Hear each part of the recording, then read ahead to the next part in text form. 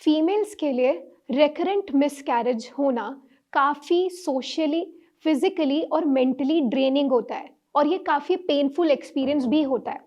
पर ऐसे क्या कारण है जिसकी वजह से फीमेल को रिकरेंट मिसकैरेज से गुजरना पड़ता है? आइए जानते हैं इस वीडियो में इसके बारे में डिटेल में।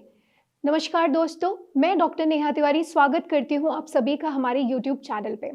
और आज हम बात करने वाले हैं मिसकैरेजेस के बारे में, जो कि फीमेल को बार बार देखने को मिलता है, तो उस वजह से उनकी इनफर्टिलिटी होती है और क्या क्या कंप्लेंट्स बन सकती है। सबसे पहले जानते हैं मिसकैरेज किसे बोलते हैं।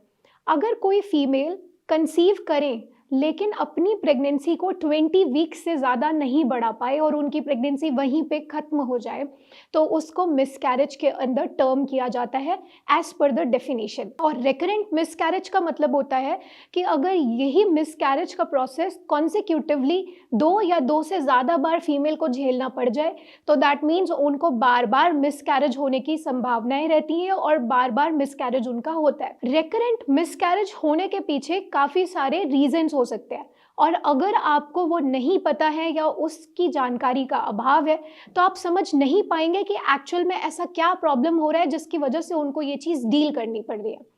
इसमें सबसे पहला कारण अगर हम बात करें तो वो आता है कोई भी जेनेटिक दिक्कत। अब जेनेटिक दिक्कतों में क्रोमोसोमल इशू हो सकते हैं या फिर जीन म्यूटेशन हो सकता है।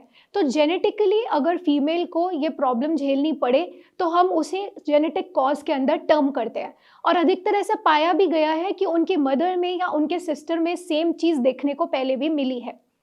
दूसरा कारण जो होता है रिकरेंट मिसकैरेज का, वो होता है हार्मोनल इम्बैलेंस।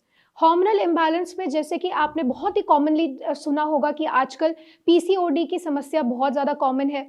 तो पीसीओडी में भी यही होता है कि फीमेल की बॉडी में हार्मोनल इम्बैलेंस क्रिएट हो जाता है, जिस वजह से प्रेगनेंसी सर्वाइव नहीं कर पाती लंबे समय तक और रिकरेंट मिसकैरेजेस हो सकते हैं। और हार्मोनल इम्बैलेंस के अगर आप एग्जाम्पल लेना चाहें तो थायराइड डिसऑर्डर्स भी इसी में आता है, और लूटियल फेज डिफेक्ट भी इसी के अंडर टर्म किया जाता है। लूटियल फेज डिफेक्ट में बेसिकली प्रोजेस्टेरॉन, जो कि एक फीमेल हार्मोन है, वो बॉडी में कम होने की वजह से प्रेगनेंसी लंबा सर्वाइव नहीं कर पाती। तीसरा कारण जो हमने रिकरेंट मिसकैरेज का देखा है वो होता है बार बार इन्फेक्शंस होना। अब इन्फेक्शंस में यहाँ पे मैं बात कर रही हूँ रुबेला का इन्फेक्शन होना, टॉक्सोप्लाज्मा गोंडाई का इन्फेक्शन होना। तो ये कुछ इन्फेक्शंस ऐसे हैं जो कि अगर फीमेल में परसिस्ट कर रहे हैं तो उनके बेबी के लिए खतरनाक है और प्रेगनेंसी को आगे नहीं बढ़ने देते हैं। और ऐसे में आप देखेंगे कि जो मिसकैरेज है वो फर्स्ट और सेकंड मंथ के बीच में कभी भी फीमेल फेस कर जाती है और प्रेगनेंसी आगे नहीं बढ़ पाती। नेक्स्ट कारण जो हमने देखा है रिकरेंट मिसकैरेज का वो होता है यूटेराइन मैलफॉर्मेशन। मतलब कि अगर बच्चादानी ही सही से बनी हुई ना हो, ये एक एनाटॉमिकल डिफेक्ट है कि मतलब फीमेल इस डिफेक्ट के साथ ही बॉर्न हुई है। इसमें आपको एक एग्जाम्पल के तौर पे समझाने के लिए मैं बताती हूँ। एक होता है बाइकॉर्नुएट यूट्रस, मतलब यूट्रस यानी बच्चादानी ही 2 हिस्सों में डिवाइडेड है। सेप्टम बीच में आ जाता है, एक दीवार जैसी आ जाती है जो उसको 2 हिस्सों में डिवाइड कर देती है। तो फिर ऑब्वियस सी बात है कि जब बच्चादानी वैसी नहीं है, उतनी पेटेंसी नहीं है उसमें कि बेबी सर्वाइव कर सके लंबे समय तक, तो फीमेल को मिसकैरेज झेलना पड़ता है। तो अगर बच्चादानी का शेप एंड साइज सही ना हो तो उसकी वजह से भी होता है। और एक होता है सर्विक्स, जैसे हम बोलते हैं बच्चादानी का मुंह, यानी रास्ता जहाँ से बच्चादानी खुलती है। तो अगर सर्विक्स भी दिक्कत दे, इन शॉर्ट सर्विक्स में किसी तरह की इनकम्पिटेंसी देखने को मिले, यानी सर्विक्स वीक है, प्रेगनेंसी कंसीव हो गई है लेकिन उसके वीकनेस की वजह से मिसकैरेज हो गया क्योंकि वो कैरी ही नहीं कर पाया यूट्रस प्रेगनेंसी को आगे, तो ये भी एक हमें दिक्कत देखने को मिल सकती है। नेक्स्ट जो हमें कारण मिलता है रिकरेंट मिसकैरेज का वो होता है एक ही बहुत कॉमन फैक्टर, क्योंकि आजकल ये बहुत ही कॉमनली देखने को मिल रहा है, दैट इज एज। अगर आप काफ़ी लेट एज में अपनी प्रेगनेंसी प्लान करते हैं तो आप प्रोन हो जाते हैं कि आपको भी मिसकैरेज का शिकार होना पड़ सकता है। ऐसा माना जाता है कि बिफोर 35 अगर आप कंसीव कर लें तो आप बहुत कम कॉम्प्लिकेशंस के साथ ईजिली कंसीव करके अपना नॉर्मल प्रेगनेंसी सर्वाइव करवा के डिलीवरी तक जा सकते हैं।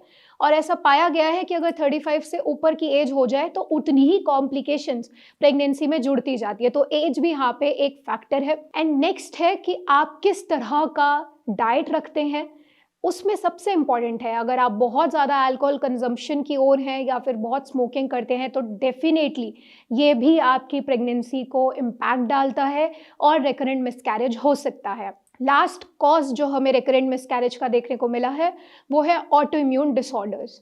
ऑटो इम्यून डिसऑर्डर्स में हम बात करें तो जैसे एसएलई, सिस्टमिक ल्यूपस एरिथमेटस, इसमें भी हमें देखने को मिलता है कि मिसकैरेज हो जाता है और प्रेगनेंसी आगे नहीं बढ़ पाती। और आपको एंटी फॉस्फोलिपिड सिंड्रोम की दिक्कत भी हो सकती है। ये कुछ कारण हैं ऐसे जिसमें आपकी खुद के शरीर की जितने भी सेल्स हैं वो आपके बेबी के सेल्स पर, या फिर जब बेबी को लंबे समय तक बड़ा होना है कोख के अंदर, वहीं पर उसको डैमेज करने की कोशिश करते हैं। तो इस तरह के बीमारियों की वजह से भी रिकरेंट मिसकैरेजेस हो सकते हैं। तो आज हमने समझा कि ऐसे क्या कारण हो सकते हैं जिसकी वजह से बार बार मिसकैरेज हो सकता है। अब अगर बार बार ये दिक्कत बन रही है और आप अपने डॉक्टर से मिलते हैं तो सबसे पहला काम जो डॉक्टर करते हैं वो होता है आपका कारण समझना कि क्या ऐसी दिक्कत है जिस वजह से आपको बार बार मिसकैरेज होते हैं।